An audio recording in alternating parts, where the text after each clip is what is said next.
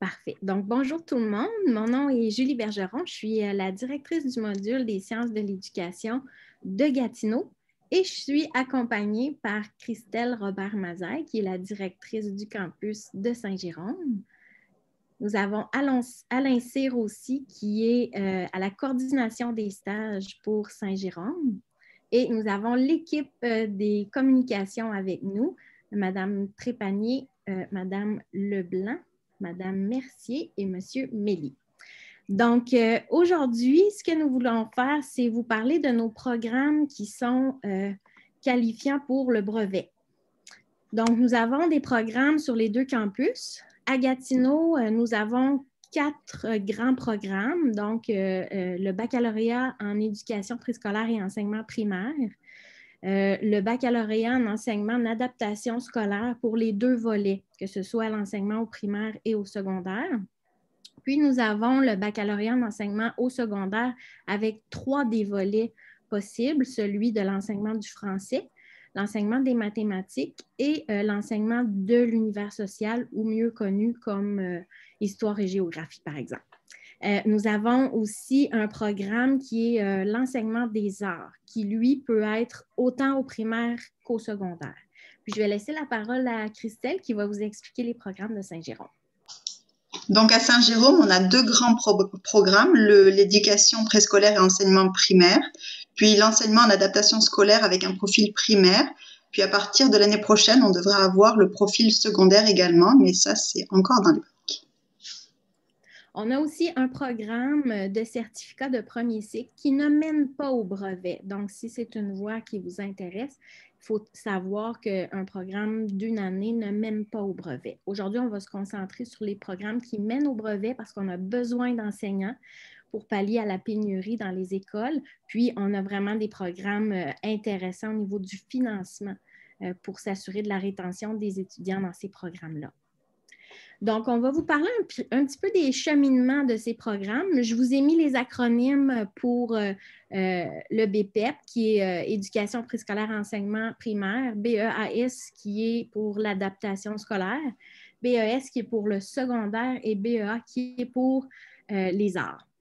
Donc, tous les programmes, autant à Gatineau qu'à Saint-Jérôme, sont à temps complet. Normalement, on parle d'environ 12 crédits et parfois un petit peu plus par session.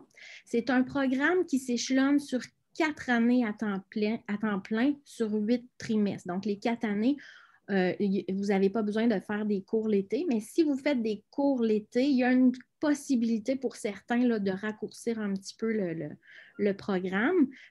Surtout, en plus, si vous avez des reconnaissances de cours, là, soit d'une technique du cégep ou des cours d'une autre université. Tous les programmes qui mènent au brevet chez nous sont de 120 crédits. On a des cours de différents crédits. On a des cours d'un crédit qui sont de 5 séances ou 7,5 séances. On a des cours de 2 crédits qui s'échelonnent sur 10 séances ou 10 semaines. Puis, on a des cours de 3 crédits qui sont de 14 séances plus une semaine d'études, donc durant laquelle il n'y a pas de cours. Parfois, les cours sont sur les 14 semaines, mais parfois, les cours vont être condensés lorsqu'il y a des stages. Dans la formation pratique, il y a bien sûr beaucoup de cours obligatoires et quelques cours optionnels ou un cours d'enrichissement parce que c'est un programme qui est balisé par le ministère de l'Éducation étant donné qu'il mène à un brevet ministériel.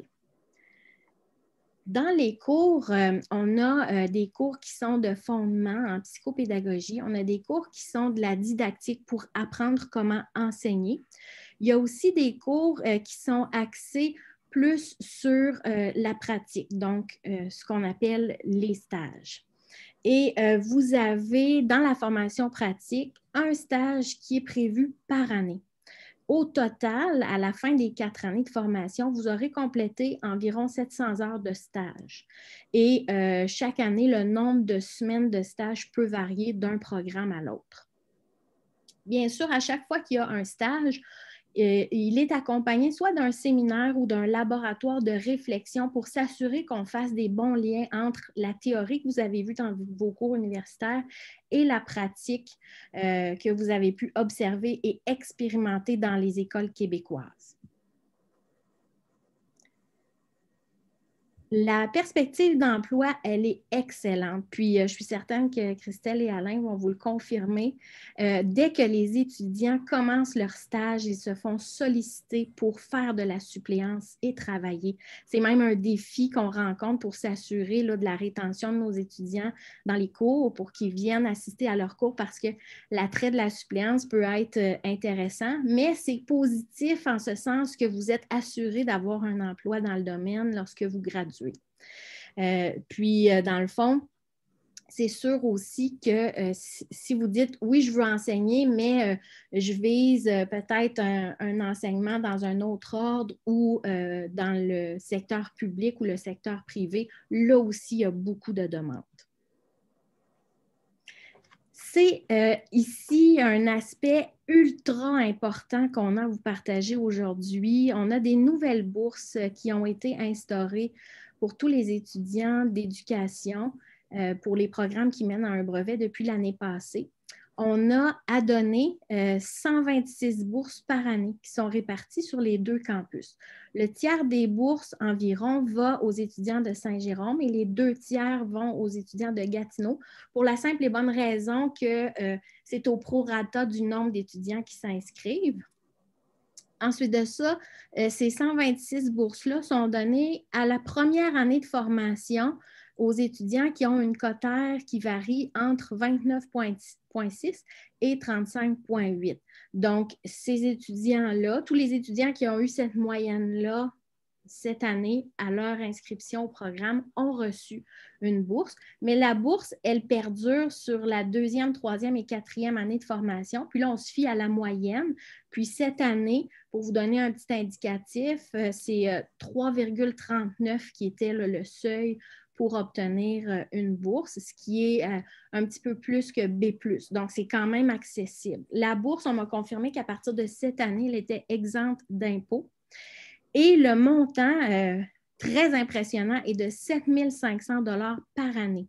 Donc, sur une formation de 7 ans, on parle grosso modo de 30 000 $ qui vous est offert. Le premier versement arrive vers la fin novembre, après la limite pour abandonner un cours. Et le deuxième versement arrive en mars parce que c'est la 2e session où là, on s'assure que les étudiants restent à temps plein. Il faut que l'étudiant soit à temps plein, donc il ait au moins 12 crédits par session de suivi pour pouvoir conserver sa bourse. Puis, en plus de cette bourse-là, qui est vraiment très généreuse et intéressante, pour tous les étudiants, sans égard à leur moyenne, ils recevront, lors de leur stage 4, une compensation financière de 3 900 $. Le premier versement, c'est lors de l'inscription au stage, puis le deuxième versement, c'est lorsque le module confirme là, que le stage a bien été réussi. Donc, c'est quand même une valeur intéressante. Julie, il y a Ève qui a une question. Ah oui, pardon, je n'avais pas vu. Il n'y a pas de problème. Je suis vraiment contente de savoir ça parce que je ne le savais pas. Je me demandais, est-ce que la bourse de 7 500 $, elle est automatique si l'étudiant a une cotère de 29,6, autant à Gatineau qu'à Saint-Jérôme? Non, ce n'est pas automatique. Okay. C'est calculé à chaque début d'année. C'est calculé une fois par année pour voir où se situe l'étudiant par rapport à l'ensemble des étudiants. Donc, si une année, ceux qui appliquent ont des notes très élevées, bien, c'est sûr que là, la cotère va devoir être plus haute. Mais si une autre année, ceux qui s'inscrivent à nos programmes ont des notes moins élevées, alors là, ça se peut que ces chiffres-là ne soient pas représentatifs. Moi, aujourd'hui, je donnais ces chiffres-là à titre indicatif pour donner une idée aux étudiants de où eux se situeraient cette année.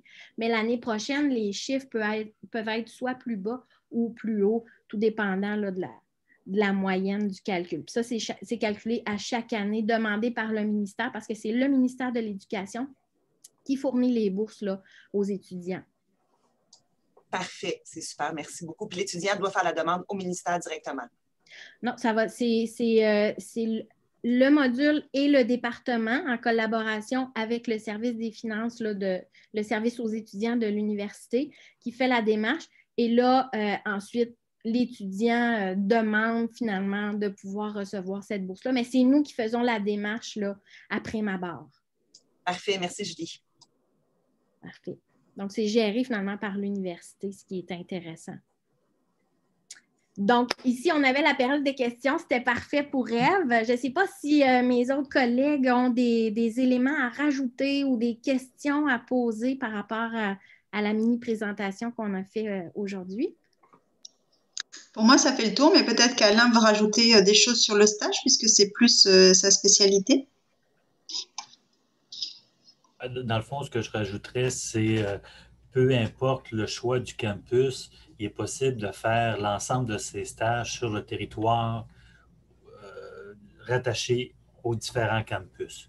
Donc, ça veut dire que si vous habitez une région qui est sur le territoire de l'Outaouais ou des Laurentides, par exemple, pour Saint-Jérôme, c'est possible de faire vos stages dans les centres de services scolaires des régions où vous habitez. Oui, excellent point, Alain, merci. Puis surtout avec les conditions actuelles, c'est un élément très important dans la prise de décision pour s'inscrire à un stage, ça c'est clair. Puis on a des partenariats avec les différentes commissions scolaires des régions. En Outaouais, on a 4 commissions scolaires. Dans le coin de Saint-Jérôme, il y en a beaucoup plus. C'est un nombre important, mais en plus de ces commissions scolaires-là, on est ouvert aussi, dans certaines mesures, là, à permettre des stages hors région aussi, tant que c'est au Québec. Puis les stages sont aussi possibles dans des écoles privées. Oui, effectivement. Tout à fait. Bien, je pense que ça complète. Merci beaucoup pour votre présentation. Ah, on a une question, oui? Oui, j'ai une question. Parce qu'avec Ève Mercier, ça arrivait des fois qu'on avait à répondre aux étudiants internationaux. Je veux juste savoir, est-ce qu'il y a un processus, un suivi spécial pour qu'un étudiant international peut entrer avec son bagage académique dans ce genre de programme? Oui, on reçoit les étudiants internationaux en éducation. Ils doivent remplir un petit questionnaire qui est en ligne. Donc, ils peuvent le faire à partir de leur pays d'origine. Mais c'est tout récent, ce questionnaire-là. Avant, c'était un examen en présentiel, mais ça a été modifié depuis cette année. Donc, maintenant, le questionnaire le complète. Ils le retournent par courriel au registraire avec leur demande d'admission. Nous, on traite la demande, on regarde si la personne a déjà des études dans son pays d'origine, est-ce qu'on peut faire une reconnaissance des acquis pendant la première session et on regarde finalement avec l'étudiant, est-ce qu'il y a besoin de cours d'appoint, par exemple en français. Et il y a le cheminement là, qui se poursuit par la suite de façon régulière. Puis il y a aussi un comité qui facilite là, l'accueil et l'intégration des personnes issues de l'immigration. Donc, ça peut être intéressant aussi pour les étudiants internationaux de participer parce que des fois, les référents culturels ne sont pas les mêmes, surtout lorsqu'on arrive en stage, puis qu'on arrive dans un système éducatif qui est complètement différent de celui que nous, on a connu dans notre pays d'origine. Alors, d'avoir des gens qui nous accompagnent, puis d'autres étudiants qui ont passé par là avec qui on peut discuter, ça peut être grandement enrichissant. Excellent, merci. Parfait. Et merci à tous pour cette belle présentation-là. Merci. Merci à vous pour l'organisation. Puis, on espère avoir beaucoup de demandes d'admission, puis on est prêt à vous recevoir à bras ouverts.